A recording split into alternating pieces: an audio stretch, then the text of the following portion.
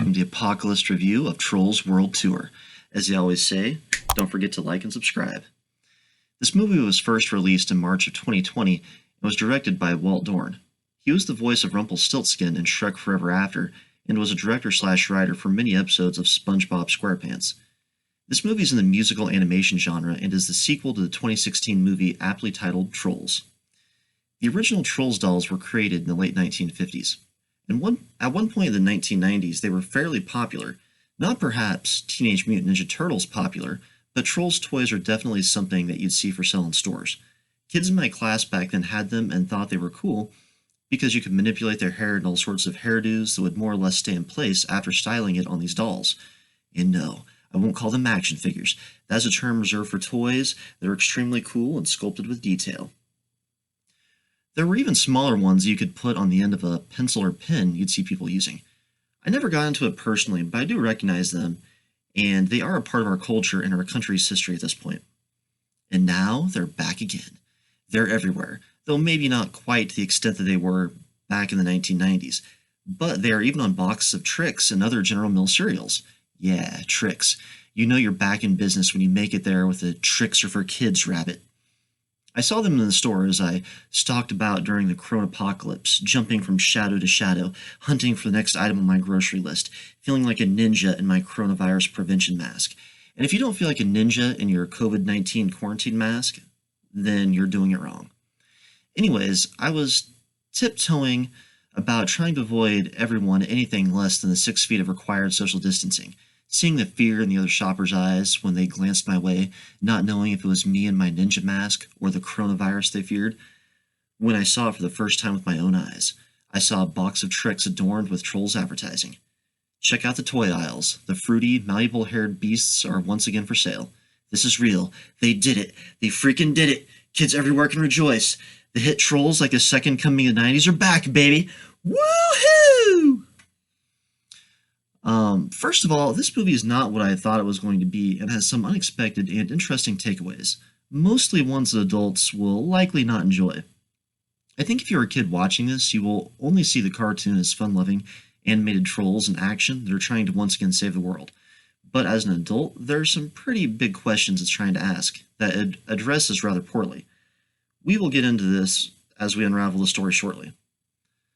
Second of all, this movie is CGI and it looks great. It's adorned with glitter and pizzazz, and the trolls look pretty much just like their real-world counterparts. No, actually they don't. We've reached the point where they look even better than their real-life counterparts. Factories just can't crank out toys that look this cool. So getting into the voiceovers, this is another movie where you have a pretty star-studded cast of voice actors. Branch and Poppy are the main characters.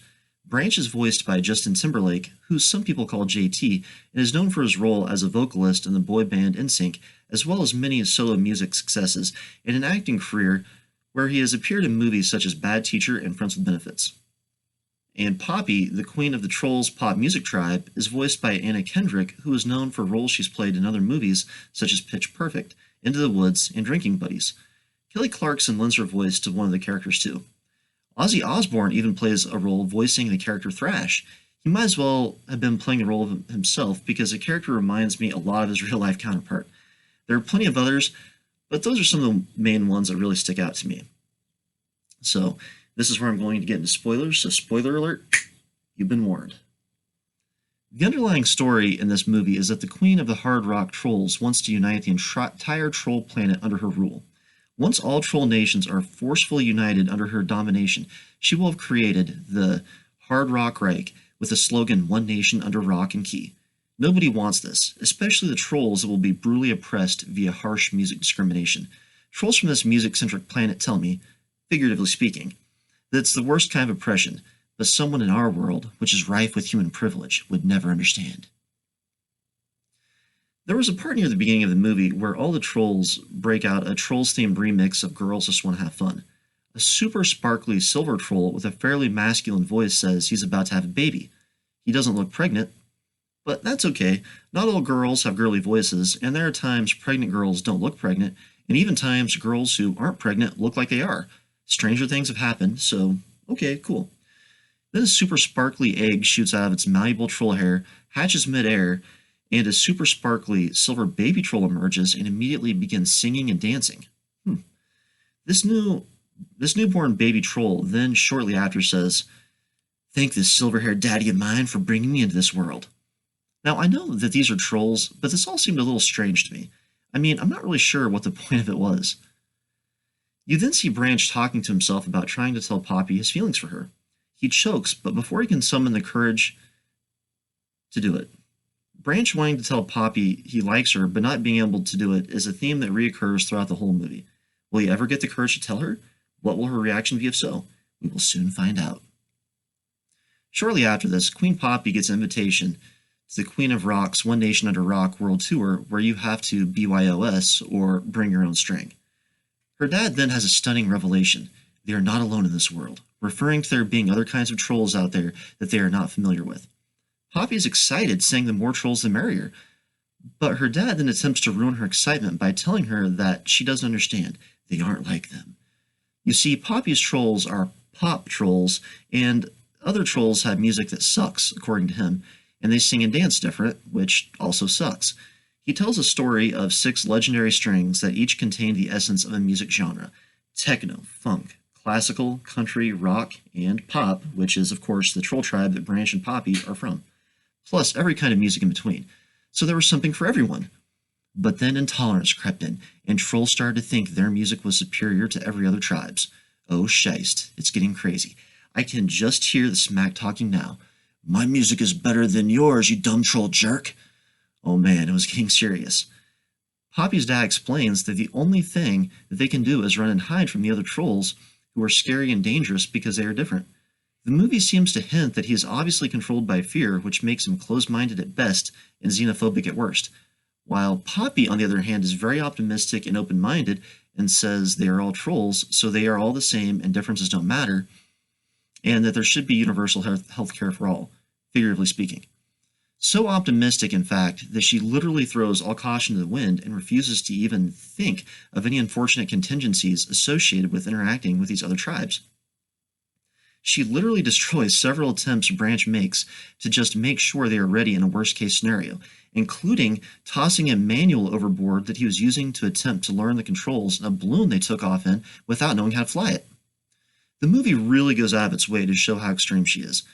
Branch, on the other hand, is right in the middle, the moderate in the political spectrum, if you will. He says that all they know of these other tribes that they just learned existed is that their differences once led to fighting and their current separation and isolation from each other. If they engage the other troll tribes, it should be done in a cautiously optimistic manner where they hope for the best, but prepare for the worst. He is not extreme enough for either Poppy or her dad to listen to him. Their first stop is the land of the classical trolls, which they see as an empty shell, hollowed out by war like a scene from the movie 1917, with nothing but a single inhabitant left around to tell the tragic tale of his fellow trolls. This lone remaining survivor reveals that it was the Queen of Rock and Roll that did this and destroyed everything that he had once held dear. Realizing they are too late, they once again depart. Soon they arrive at the country music tribe, which is comprised of centaur-esque inhabitants that are basically your standard fruity-haired troll from the waist up and toy horse from the waist down. Poppy soon realizes that all their music is sad, and they obviously don't know what good music is, so she decides to do a quick show featuring clips of all the best pop songs her tribe has ever composed to cheer them up. The troll's country queen is unimpressed and decides she needs to wash this terrible uplifting music out of her ears and promptly has them all thrown in jail for the heinous crime of playing music that wasn't country themed. Poppy basically says, "Mukety muke. How can they not want their ears flooded with the exciting pop music she was cramming down their ear canals?" She then said, as she sat in prison paying the price for unwelcome melody, that maybe trolls are different in ways she didn't expect, and that uniting them all was going to be tougher than she thought. A dashing young country troll breaks them out of prison, where they escape to Funky Town. That's it. That's it? Yeah, that's the melody to Funky Town. The young country troll thinks, just like Poppy, that trolls shouldn't be silenced and oppressed for their music preference, and they hit it off. Upon arrival at their new sanctuary with the funk trolls, Poppy tells the king of Funky Town trolls that if they work together, they can stop the evil Queen of Rock and unite all trolls, who she assures him are all the same. The king of funk is not interested in uniting the trolls and all music, and thinks she is naive as piss. he drops a stunning bombshell, telling Poppy that it was the pop trolls at the beginning of time that tried to steal all the strings and caused trolls to separate based on their musical preferences. "We're not all the same," he said, and continued by adding, "Denying our differences is denying the truth of who we are." Her mind is blown. All her progressive ideas were impractical, probably made of BS for ballsack, and her ideals existed only in her own head and were not universally embraced by others? In a misguided attempt to embrace and accept others, had she unintentionally been on the trail to destroying their identity and unique brand of music? How could this be? Did the sins of her pop ancestors make her guilty? Did she and the pop trolls owe the other troll tribes reparations for crimes neither she nor any living pop troll committed? It dawned on her that by trying to unite all music, she was, along with the ancestors of her tribe, essentially trying to do the same thing the Queen of Rock was doing. What had she done? Perhaps her intentions and motivations were different, but was she just as much a monster as the Queen of Rock, and every bit as guilty of pursuing the same end goal? She said she never thought of it like that, and began some intensive self-reflection. Funny how the king of Funkytown was able to get through to her when both her dad and her best friend Branch never were. Must be one special ace troll. That or was convenient for the story. Right after this, the Queen of Rock attacks the Funk Troll tribe. Poppy then insists that they stay and help, even though they are trapped inside a bubble and are unable to do so. Branch tries to persuade her to go home and help her own people, and then snaps at her saying that she never listens and that he learned something that she obviously didn't. Differences do matter, and they need to look out for their own people. They have a little fight, and Branch then goes his own way and is captured by bounty hunters sent by the Queen of Rock. While Queen Poppy finds out that her dashing country savior is actually a yodeling troll bounty hunter in disguise who just wanted to please the Queen of Rock to save the yodeling music trolls. The Queen of Rock then captures Poppy and, using Poppy's own words against her, reminds her that despite their many differences, they are exactly the same. They both wanted to unite the troll world and music, which, now that she has a pop music chord, she can accomplish. She then puts the final chord into her all-genre-encompassing guitar and says her dream of uniting the troll world as one nation under rock will be complete when she plays the ultimate power chord at the concert that is about to start. At the concert, she reveals that, much like the evil Umbrella Corporation from the Resident Evil series, her plan is to turn everyone into rock zombie scum. She starts zapping the piss out of everyone, namely the non-rock tribe trolls, and is turning them into the rock and roll version of walkers. Or should I say, and is turning them into the rock and roll troll version of walkers. Things just got real. Poppy then gets zapped, and the Queen of Rock hands her the ultimate riff guitar, and like the announcer from Mortal Kombat, says, "Finish them." Poppy then reveals that she had gumdrops in her ear and was actually unaffected by the rock riff of death, and says, "A world where everyone looks the same and sounds the same, that's not harmony." Then one of the Queen of Rock's own rock trolls jump in and is like, "If we all look and act the same, how will anyone know that we're cool?" Pretty good question. Poppy then follows up by saying, "Real harmony has lots of voices, different voices." She might as well have screamed out, "Diversity is our strength." She then smashes the ultimate riff guitar and releases everyone from their rock zombie state. The legendary music strings for each tribe are destroyed in the process, but the trolls all then realize that the music is inside of them and will be forever shaped by their culture and experiences, and they don't need silly string for that. Poppy's dad then tells her he was so glad she didn't listen to him. She wasn't naive about the world, and on the contrary, she was brave enough to believe things can change, and braver than him. Right when he finishes saying that, he throws away his cane, starts twirling his mustache like he's freaking Peter Pan's arch-nemesis Hook, screams that he raised his daughter to be strong and self-confident and was therefore a genius. Poppy's dad spent the entire movie telling her to do the opposite of what she did. How am I to believe he raised her to be what she is? It looks like she became what she is in spite of him trying to raise her to be something she is not. And then he jumps in the massive trolls in the audience and starts crowd surfing. In the end, everyone comes together and makes music all the tribes can enjoy. Why were they all suddenly getting along anyways? Listen, people getting along is of course a great thing and an awesome moral to try and teach children. It's just trying to make that a point at the end with no justification, and all the build-up point is something else that makes it miss the mark. Branch confesses his love in a rather unclimatic way. She says she loves him too, but since it was a little devoid of romance, I wasn't sure if she possibly meant as a friend.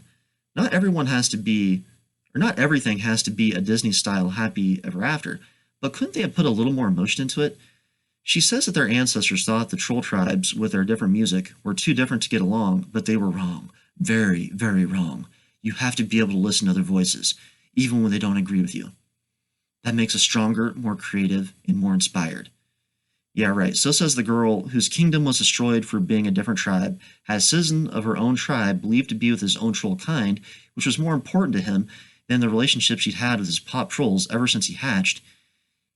And she was also imprisoned for singing the wrong type of music. The conclusions the movie draws at the end are great morals, just devoid of any connection to the character's actual experiences. It's like if I decide that cooking with sloppy canned spinach is great and makes all dishes better because feelings. Then I make a cooking show displaying all my proposed uses for it, but it actually ends up ruining all the dishes I attempt. Then, not to be deterred by reality or learning how to improve from my mistakes, I simply order McDonald's and Little Caesars, likely after hitting the gym, of course, which are delicious and less nutritious, eat it with a smile, and then declare, "See, I told you soupy baby spinach from a can will make great meals." Then you get to watch everybody party as you sit back and let them tell you how awesome you are and how wrong they were about spinach as they grab a slice of extra most bestest pepperoni pizza. Yeah, spinach is healthy, and it's true that eating it is good for you, but all the failed dishes don't add up to the point that cooking with it is great. That's exactly what this movie did. Picked a nice sounding moral that, while true, the rest of the movie simply doesn't add up to.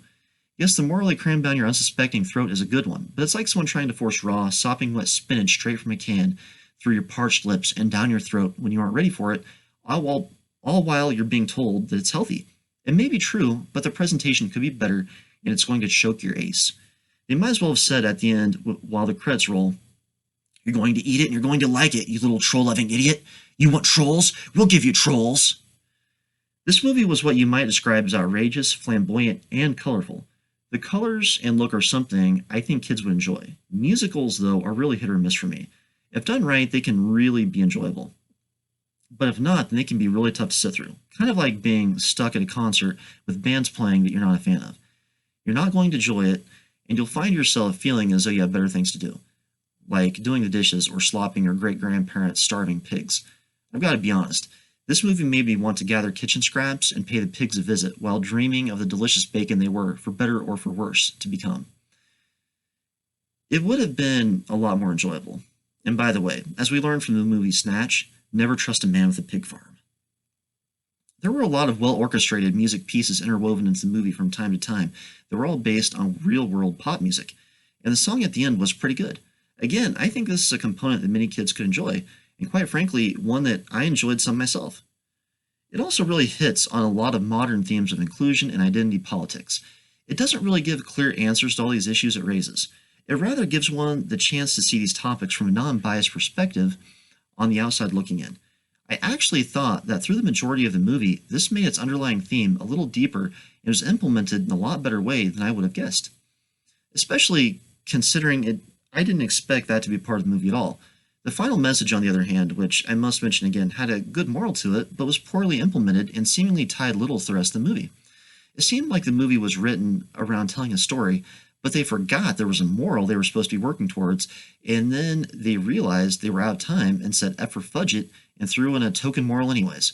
Kind of reminds me of Star Wars episodes 7 through 9, where they killed off the main villain in episode 8, and then later someone reminded Disney/Lucasfilm that they still had another movie in their sequel trilogy, and they were then forced to pick a villain from thin air shortly before the filming of episode 9 began. That's actually true. And this is what happens when you aren't writing towards an end goal. I say this in part because the movie seemed to be directing you towards why trolls can't get along while driving the point home that differences do matter, and then suddenly at the end, all is forgiven and they literally sing Kumbaya together. It's like, oh, despite literally showing us that every troll tribe is hostile to unity and other types of music, now after all the fighting, they're friends with everyone for no reason, including with the Queen of Rock, as though she hasn't just destroyed the home of every other tribe. Guess what? After the party and Kumbaya kisses are done for the night, your troll aces are sleeping on the street. The end just felt rushed and unjustified. How would they all not only get along, but then throw a giant celebration concert after all that? Maybe if the Queen of Rock was put in jail or something, I would get it more. But then to suddenly say her and Poppy are best friends in the making and starting a girl band like they are lifelong BFFs just seemed strange to me. Aside from all the death, destruction, and thievery of the Queen of Rock, The Queen of Rock made a huge point of how much she hated other types of music, especially pop. Why would she suddenly want to collaborate with other genres, even if trolls like Poppy forgave her? It just didn't make sense to me, and it seemed like some ridiculous horse ass. And yeah, I said death. You don't see any bodies, but they visit some of the places that were ravaged by the Rock tribe, and they are desolate and in ruins, so everyone is either dead or a war refugee wandering the light only knows where. How am I to believe the moral it's trying to teach when everyone came together in such an impossible way for no reason other than the sake of it being a happy ending? If someone stole and destroyed a priceless artifact of your culture, destroyed your home, killed everyone you knew, insulted your music, and jailed you for it, and turned you into zombie scum, would you suddenly be cool with them, not when they showed remorse or helped fix stuff, but when their plans were thwarted? That's the point here. The Queen of Rock didn't say sorry or help anyone rebuild the home she destroyed. She was simply defeated. The Queen of Rock, the Queen of Country, for example, like a dictatorship dealing with its censors, imprisoned people for playing non-country music. She never showed remorse for that kind of authoritarian behavior, yet now we can believe they all get along and are enjoying each other's music? It was an odd ending with poor implementation. It's like the movie spent its duration trying to make social commentary, but then at the end they were proved wrong by their own writing. It's like the movie spent its duration trying to make social commentary, but then at the end, when they were proven wrong by their own writing, still forced the end result they saw in Fantasyland, despite all the facts they themselves made up about this imaginary story, pointing to the contrary, and said, "Look, see everyone? It's a happy ending. We told you everyone can get along." Again, I think that kids can enjoy this, but for an adult that will see the adult things laced throughout the entire story, it's just tough to enjoy. Take as an example the hit Disney movie Beauty and the Beast. It'd be like if Gaston and the Beast were at the end of the movie holding hands and singing about how great it was to get along, and celebrating their differences immediately after their fight to the death on the roof of Beast's mansion. Also imagine that the Beast had destroyed everyone's village. Then Belle tells Beast she loves him, and that's the end of it, with no wedding or indication of living happily ever after, hinting at the fact it's friendship kind of love because they are too busy embracing differences. Then Maurice, Belle's dad, tells Belle he raised her to be a strong, independent woman, and that is what makes him a genius, not his ability to come up with ingenious inventions. Belle, rather than getting married to the Beast, starts a girl band with Miss Potts and Beast's ex-girlfriend, who happens to be a man-eating she-wolf. Imagine Beauty and the Beast having an ending like that, and you get why the ending of Trolls was so jarring, out of place, and not satisfying beyond a superficial level. I would mostly not recommend this movie. Mostly. However, there is a certain segment of the market that may enjoy it to some degree, such as kids. I would recommend this for anyone interested in one or more of the three following things. 1. Anyone who loves anything and everything Trolls. 2. Anyone in the mood for a kid-friendly movie that happens to be a musical. And 3. A movie that is trying really hard to make sure you see the moral it's trying to teach at the end. This will need a dual rating system to give any sort of order to the chaos, which I will utilize here. For any general moviegoer that isn't looking for a troll-themed flick in the musical/animation genre, I will give it a 4 out of 10. You are just not going to be very likely to enjoy the shallow story or the kid-friendly weirdness. If you are, however, a huge fan of anything Trolls themed and who will, despite hating Trick cereal, go buy a box because it's got Trolls promo material printed all over it, and as their biggest fan simply must have it, and are in the mood for a Trolls themed flick, then I would give this a 6.5 for you. This gets the Matthew Brewski seal of choose wisely. Only watch this if you are really in the mood for a musical and want flamboyant goofiness delivered by fruity-haired trolls that deliver a poorly executed yet wholesome moral. This is the Apocalyst review of Trolls World Tour. Thanks for watching.